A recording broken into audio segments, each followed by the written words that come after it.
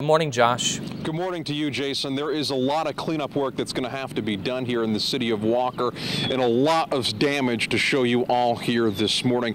I'm standing in somebody's front yard right now, and you don't have to look too far to see how those high waters destroyed a number of pieces of property. You'll notice there in the background there's a deck, but that deck has no pool. You look about 20 feet behind it, and it is crumpled up around a tree like a piece of paper, truly giving you the impression of just how strong that water is that came right through here. Let's look over here for a second also, if we can. There was a volleyball court here at one point, completely sand. You can actually make out the foundation here. The sand has been washed away. It knocked down a fence. It moved even more debris over into the road. And that's when you look over at the road, you see how it's affecting local businesses here. We've seen a number of folks here in the neighborhood driving around trying to assess the damage that's going on. And this over here, this is Scheinblum's Market. This is a grocery store. This is a florist, and it looks like they are also going to be having some very tough days ahead. One of their buildings has been moved completely off of its foundation. There are pots everywhere. There are plants. It's saturated with water, extremely dirty, and we are going to do our very best to try to talk to the folks here in this community. They say that last night was a very scary situation. Some folks even reporting waters as high as their waist. The good news, at least so far, we don't have any word of any injuries, but it certainly looks like there is a lot of things that caused some serious damage. We're covering the corridor in Walker. Josh Scheinblum, CBS 2 News. Yeah, it looks like a lot of cleanup there, Josh. This morning, good morning, Josh. Good morning, Jace. We've spoke with a lot of people this morning who say they were personally affected by the floodwaters, a number of basements that are flooded, a number of homes, and even this local business. And I am just thoroughly amazed that how quickly Iowans pull together when faced with a disaster. We're here right outside of Scheinblum's Market that has been going through some very difficult times as a result of this flood. Many members of the community have come out this morning to try to clean up the mud, the muck, everything that has gotten inside this store and has spilled over now outside. We took a look in there. I got to say, it is a real mess. A lot of the food on the floor, a lot of the pieces. We actually found the owner of this place. We found her grandson's first communion plaque just over there in the river. It really helps put a picture into the sense that there are a lot of folks here this morning who are doing their best to try to come together as they face this flooding.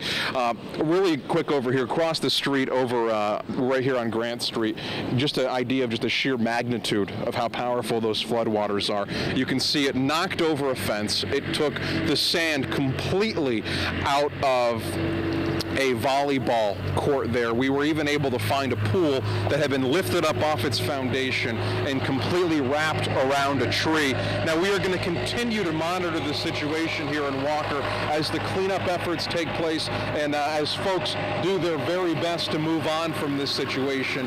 But really, one of the things that I think I heard that inspired me the most was that what else can you do but move on? This business has been here for some 33 years, owned by the same family, and they say they have no intention of letting floodwaters get in the way of continuing that dream. We are covering the corridor in Walker. Josh Scheinblum, Fox 28 News at 7. All right, thanks a lot, Josh, and good morning, Josh. Jason, the good news this morning is the floodwaters here in Walker have receded, but it's giving us our first glimpse, especially as the sun has come up, to the extent of all the damage that's here. We're here over at Scheinblum's Market, a local florist here in town, and you can see one of their sheds has been picked up by those floodwaters and completely moved off its foundation. It's muddy, it's saturated with water. You don't have to walk too far to just see all the damage that's here. There are pots that have been moved everywhere. Clearly, the folks who work here at this local establishment are going to have some work in the days ahead to clean all of this stuff up. Now, there are also a lot of residents who are coming out this morning to assess the damage. This morning, I'm here with Travis and Tina Reed, who are just looking at everything right now. They live right down the road here over on Grant Street. Let's start off with you, Travis. What is the flooding like in your neighborhood? Well, down in my room, I got a little over an inch of water. I woke up this morning to get ready to go to work, and I was just stomping around in slush. It's just crazy. I look over at the general manager's his fence, and it just looked like a tornado hit. I've lived here all my life and never seen anything like this. Now, Tina, how long have you been living here for? I'm 43. I've lived here all my life. Have you ever seen anything like this happen here in the city of Walker? Never, not all my life. I couldn't come in. I come in this way last night, and they had it all blocked off. The water was over the bridge, and I had to actually go all the way out and around to get to my house because they had, I guess, that road out that way was blocked off too. So I did not have to get home to my kids. So we understand there were a lot of emergency workers here during that time when all the water was here in the area.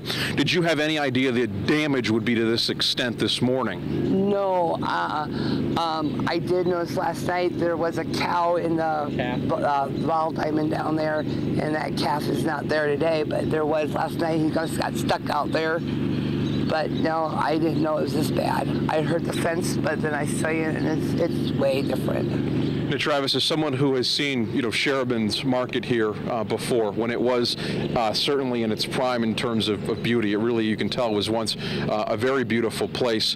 What would you say has to be done to clean all of this stuff up here? It's a lot of hard work and pickup after flooding. I mean, we're just going to have to work at it and rebuild.